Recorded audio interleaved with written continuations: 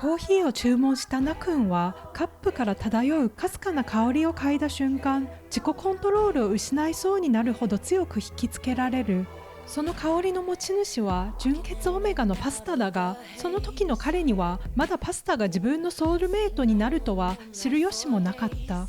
皆さんこんにちは。 BL ホリックのムーニンです。ネタバレを含むのでご注意を。では早速始めましょう。最近体調を崩し、病院で血液検査を受けたばかりのパスタは、その夜見知らぬ男たちに囲まれ一人で応戦していた。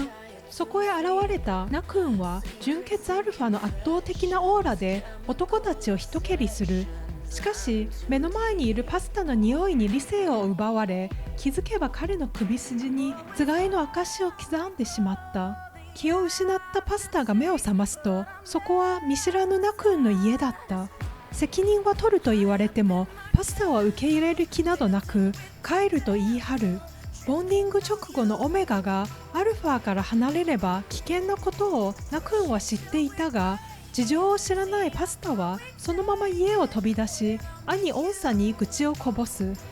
一方、見知らぬ相手と勝手につがいを結んでしまったナ君に父親は激怒し、容赦なく頬を打ちつけた。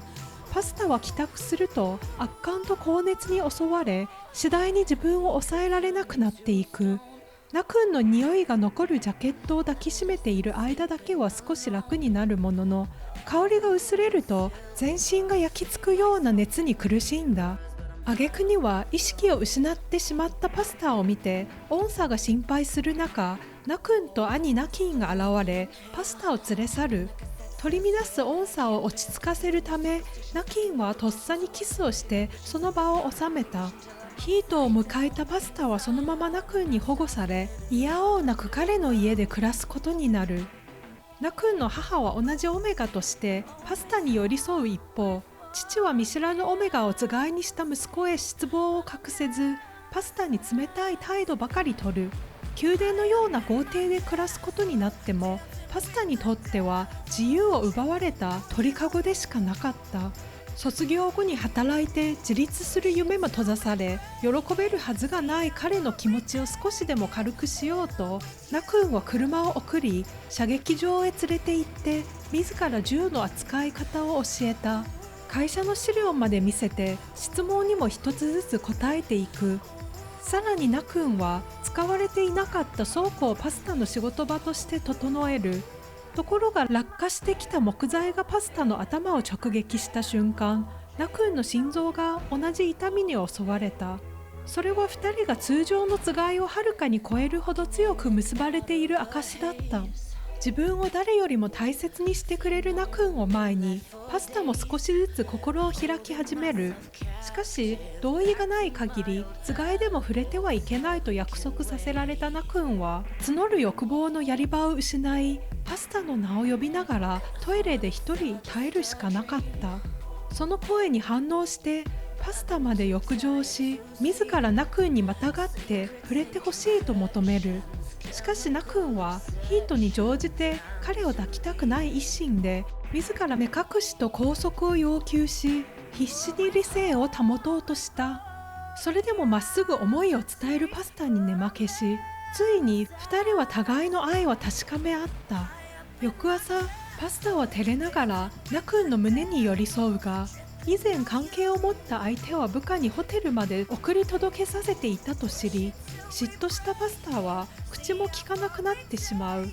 気分を変えようと母の料理を手伝うものの、慣れない包丁で指を切ってしまい、その痛みはナ君にも伝わる。すぐに駆け寄って傷の手当てをする姿を見て、母は微笑ましかった。一方のナキンは花束を手にオンサの店を訪れ、前回思わずキスしてしまったことを謝罪した。そして正式に口説かせてほしいと頼む。オンサはベータの自分はアルファにはふさわしくないと断るが、花束だけは受け取った。その夜、ようやく家族揃って夕食を囲もうとした矢先、会社で緊急事態が発生したと連絡が入り、ナ君は一口も食べずに家を飛び出す。パスタも食事に手をつけず、帰りを待ち続けたまま夜を明かしてしまう。翌朝、疲弊して帰宅したナ君を見たパスタは、昨夜はホテルに泊まったと聞かされ、別の相手と過ごしたのではないかと誤解する。問い詰めてもナ君は疲れ果てた様子で、休ませてほしいとだけ言い残し、そのまま眠りについた。怒りが収まらないまま兄のカフェへ向かうと、ナキンから電話が入り、ホテルではなく病院にいたと知らされる。会社の問題を片付けて帰宅する途中で待ち伏せに遭い、銃撃を受けたため一晩入院していたのだった。